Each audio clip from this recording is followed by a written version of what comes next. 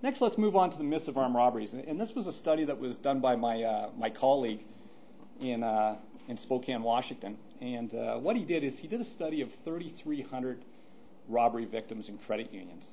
And he interviewed these 3,300 credit union robbery victims.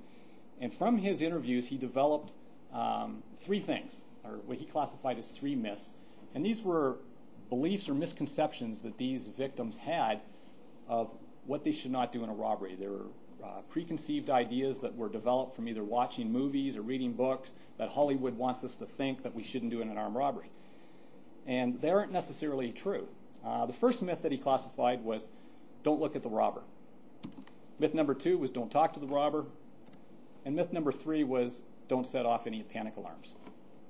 So we'll look at each myth separately. Myth number 1, don't look at the robber.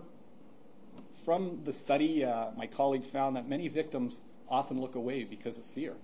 And rarely, very rarely, and over 90% of the robberies, did the robber ever say, don't look at me. Only 10% of the time. It does happen occasionally, but in 10% of the incidents, the robber said, don't look at me or don't eyeball me, but 90% of the time it never happens. And it's important to look at the robber both before and after a robbery situation to make proper observations. And if you think about it, eye contact is one of the forms of building rapport.